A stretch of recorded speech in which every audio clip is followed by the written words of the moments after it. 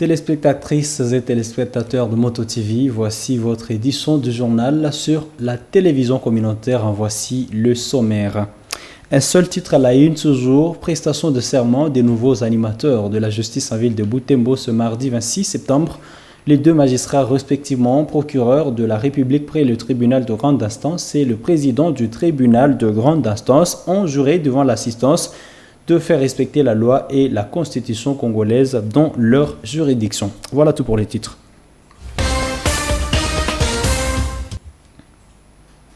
À toutes et à tous, bienvenue dans le corps de cette édition. Je viens de l'annoncer, les nouveaux animateurs de la justice en ville de Butembo ont prêté serment ce mardi 26 septembre.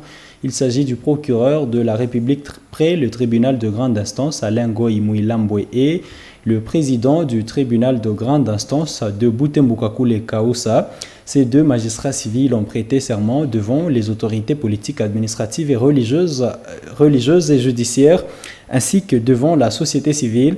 Elles jurent de faire respecter la loi et la constitution congolaise dans leur juridiction, comme nous le dit ici Eugénie Moussiviroa. Et voilà, on nous signale que l'élément n'est pas prêt. Nous allons y revenir un peu plus tard dans cette édition. Nomination d'un nouveau secrétaire général au ministère en charge des personnes vivantes avec handicap. Les personnes vivantes avec handicap réunies au sein de l'association Touatikanae en ville de Butembo remercient la nomination de François Kassanda comme nouveau secrétaire au ministère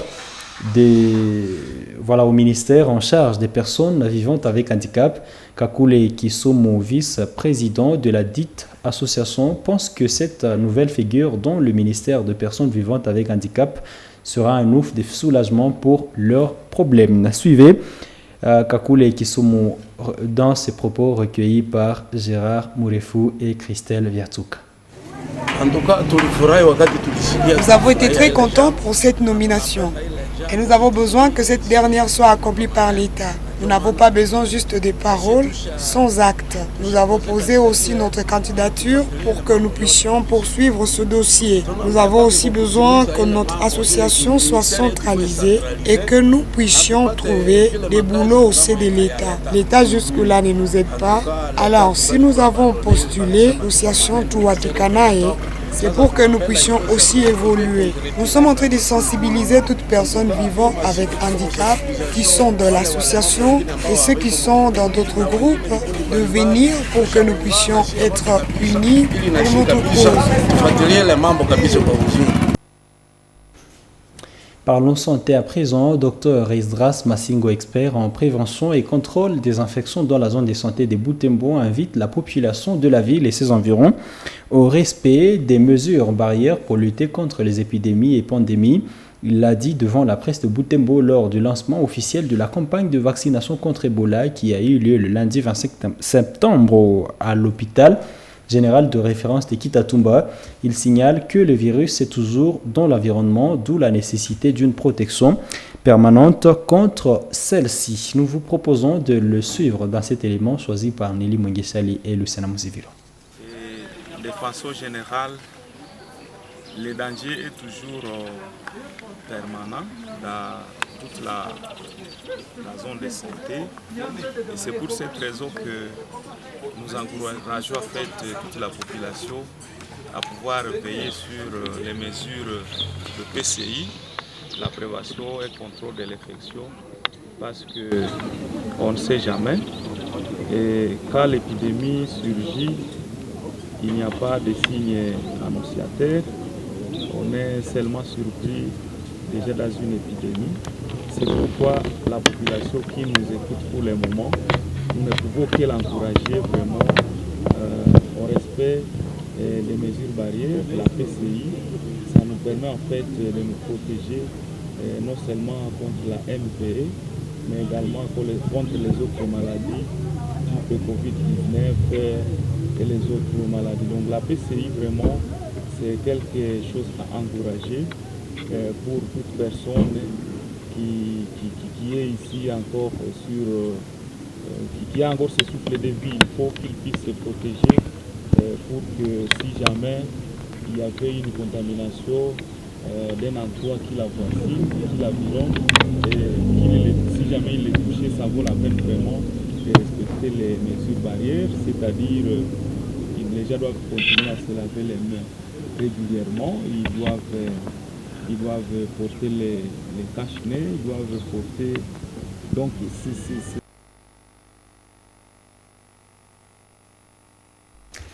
En éducation, quelques semaines après la publication des résultats de l'examen d'État pour les finalistes du secondaire en RDC, le ministère de l'EPST vient de rendre disponible le palmarès pour certifier la réussite de ceux-ci à la dernière édition de ces épreuves. Pour la province éducationnelle Nord Kivu 2, ce document, dont MotoTV dispose d'une copie, a repris toutes les écoles et les noms des lauréats. L'on estime que ce document vient mettre fin aux récents équivoques autour des nouveaux résultats des finalistes. Les responsables de l'EPST Nord Kivu 2 ne signalent jusqu'à aucune réclamation depuis l'officialisation de ce palmarès. Dans un autre chapitre, Journée mondiale des sourds muets ce mardi 26 septembre 26 septembre, en ville de Butembo, les sourds muets désormais accompagnés spirituellement jusqu'à recevoir les sacrements comme d'autres chrétiens. C'est ce qu'a dit Marie-Louise Kipissa, facilitatrice des sourds au niveau pastoral.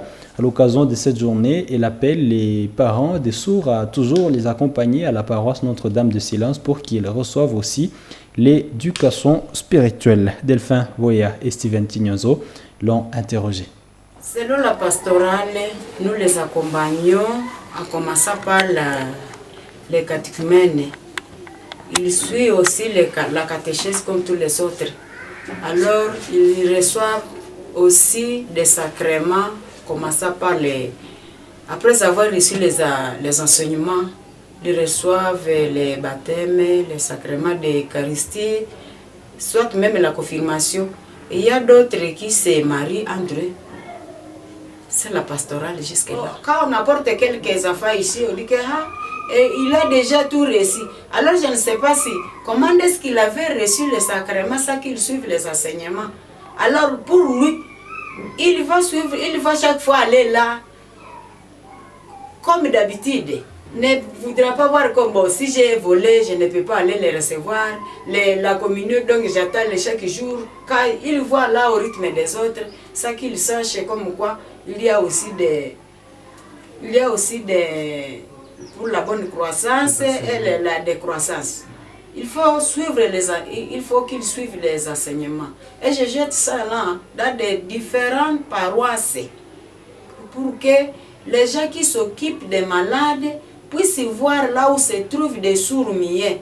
À cas de sève, il faut qu'on inscrive les sourds qui sont dans des milliers et les apporte chez le curé. Et c'est le curé qui verra s'il fait quoi, soit s'il peut appeler les chargés de la pastorale. L'opposant Martin Fayoulou s'est adressé à la population congolaise le lundi 25 septembre. Dans son speech, Martin Fayoulou a dénoncé l'insécurité qui domine l'est de la RDC. Il a émis le regret de voir le peuple congolais être exposé au danger permanent sans aucun effort consenti par le gouvernement. Il regrette aussi la mort de plusieurs citoyens péris dans la guerre du M23 soutenue par le Rwanda. Cet opposant congolais demande au Conseil de sécurité des Nations Unies de prendre des mesures pour éradiquer cette situation. Il veut voir la MONUSCO ainsi que les éléments de l'East African Community EAC se retirer du sol congolais afin d'espérer la stabilisation du pays. Suivez Martin Fayoulou dans ce propos choisi par Mwanampezi Mazeke. Le monde doit savoir que le peuple congolais est en danger de mort. Le sang et les larmes des Congolais ont trop coulé. Le Conseil de sécurité des Nations Unies est obligé de prendre des mesures énergiques. Car comment voulez-vous qu'il en soit autrement quand le pouvoir tue comme des chiens les populations qu'il est censé protéger? L'ONU doit aujourd'hui prendre des mesures aussi radicales que décisives afin de retirer la MONUSCO et envoyer une autre mission avec des forces combattantes pour restaurer la paix au Congo. Aussi, les éléments des listes Africa Community doivent quitter le sol congolais, car certains de ses membres sont la cause de la déstabilisation du Congo. Et dit, et j'insiste, le Conseil de sécurité des Nations Unies a un devoir d'action. Agir aujourd'hui puissamment dans les Grands Kivu et en Ituri contre toutes ces barbaries sans nom, c'est être fidèle aux prescrits du chapitre 7 de la Charte des Nations Unies. Et se conformer à cette charte, c'est être fidèle à la raison d'être de l'Organisation des Nations Unies. Le chef des confessions religieuses, et particulièrement la conférence épiscopale du Congo, ainsi que les autorités spirituelles de l'Église du Christ au Congo, ont compris que ce qui couvre dans notre pays, c'est un chaos général aux conséquences apocalyptiques. Aussi, à corps et à cri, ils ont demandé l'audit du fichier électoral. Ils ont proposé l'audit citoyen du fichier électoral. Et ils appellent à l'inclusivité du processus électoral, à la proclamation des résultats bureau par bureau, afin de corriger des erreurs du passé et consolider la jeune démocratie congolaise. Rendons-nous en Ituri où Kasere Kayamba est renvoyé des forces armées de la République démocratique du Congo après un prononcé des jugements à la tribune militaire de l'Ituri ce lundi 25 septembre 2023. Ce dernier est poursuivi par la justice militaire pour perte d'armes et détournement des munitions. Il est condamné à une peine de 10 ans de prison. 2 autres capitaines ont été acquittés faute des preuves. Suivez ce reportage de la presse militaire de l'Ituri.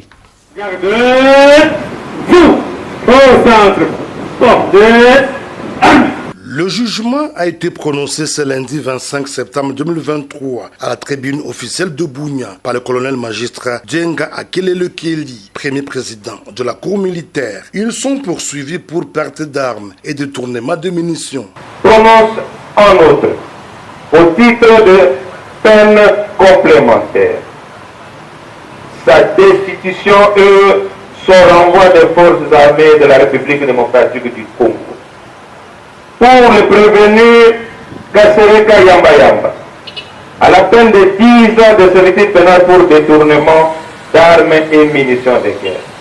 Prononce en outre, au titre de peine complémentaire, sa destitution et son renvoi des forces armées de la République démocratique du Congo. Ce jugement est salué par certains Ituriens présents lors du prononcé. Ceci prouve, selon eux, que réellement la discipline est la mère des armées. Je suis très content de ce que la justice congolaise vient de faire. On veut de condamner des officiers, que la justice puisse les suivre.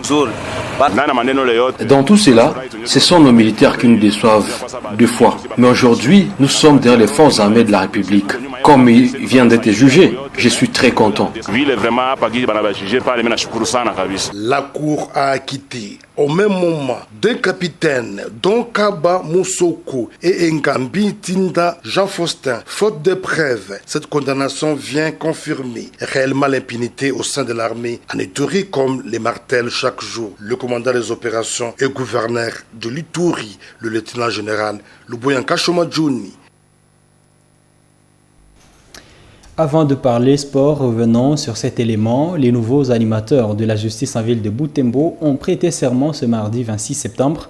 Il s'agit du procureur de la République après le tribunal de grande instance Alain Goïmouilamboué et le président du tribunal de grande instance de Butembo Kakule Kausa. Ces 2 magistrats civils ont prêté serment devant les autorités politiques, administratives, religieuses, judiciaires et devant la société civile.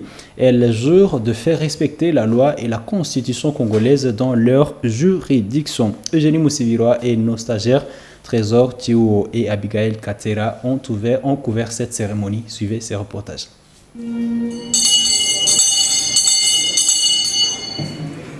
C'est dans cette grande salle de la mairie de Butembo où ces 2 magistrats civils vont renouveler leur mandat. Des autorités administratives, politiques, judiciaires et la société civile locale prennent part à cette cérémonie. Pouvoir judiciaire, tribunal de grande instance de Butembo, extrait de rôle de ce mardi 26 septembre 2023 de l'audience solennelle de chambre foraine à la mairie de Butembo et renouvellement des serments des magistrats civils. En cause, M. Kakule Kaoussa, matricule E0017-92, président du tribunal de grande instance de Butembo. 2. M. Ngoy Milan Boyale, matricule F003215, procureur de la République, près du tribunal de grande instance de Butembo. Pour extrait conforme fait à Butembo le 21 septembre 2023, le greffier divisionnaire Marcel Toukoukou-Abeki, chef de division ACI. Pour commencer, le greffier procède à la lecture de l'extrait de rôle pour circonscrire la circonstance de ces rassemblements. Le président du TGI, Kakule Kaoussa, est appelé à la barre pour prêter serment. Je jure de respecter la Constitution et les lois de la République démocratique du Congo et de remplir loyalement et fidèlement avec honneur et dignité les fonctions qui me sont confiées. Le tribunal prend acte de votre renouvellement des serments en qualité de son président et vous présente ses sincères félicitations. Par la suite, ce président du TGI remercie l'assistance et promet de travailler pour que Butembo soit épalé de justice. Il s'est dit de collaborer avec les habitants. Mon désir le plus ardent est de pouvoir apporter tant soit peu un changement positif dans l'administration de la justice au sein du tribunal de grande instance de Butembo. En essayant de prendre distance de mes sentiments et de mes émotions résultant du prestige attaché à mes nouvelles fonctions, je me rends compte de l'ampleur de la responsabilité dont je suis investi.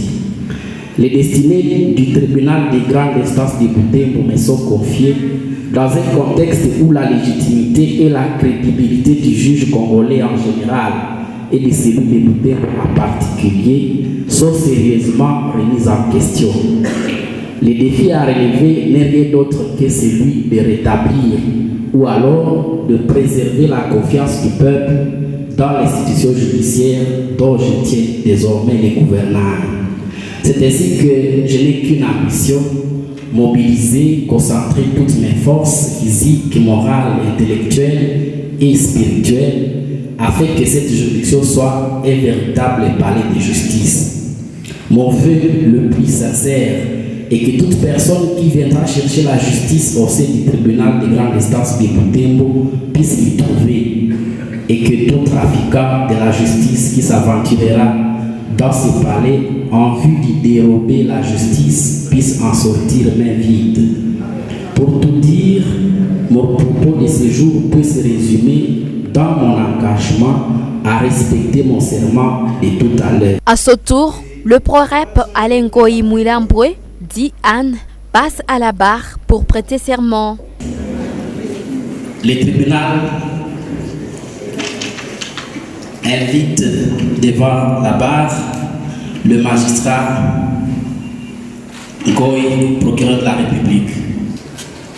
Je jure de respecter la Constitution et les lois de la République démocratique du Congo et de remplir loyalement et fidèlement, avec honneur et dignité, les fonctions qui me sont confiées.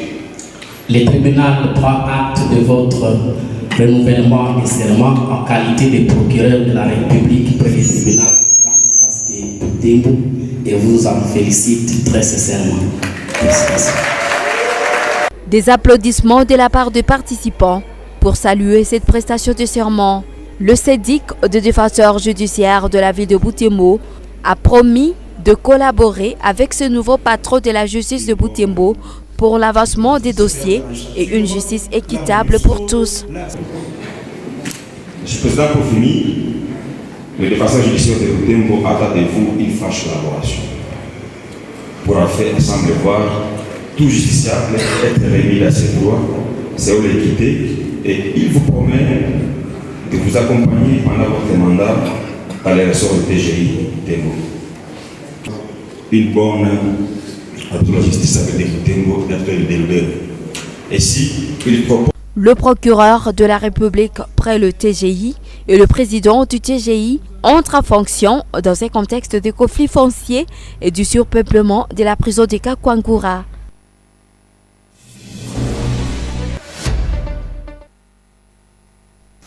Bouclons par cette page de football. Butembo, poursuite du championnat local de la première division ce mardi 26 septembre 2023. Deux matchs étaient au rendez-vous. À 14h, le Daring Club Horizon a battu le Football Club Calamo par un score de 2-1.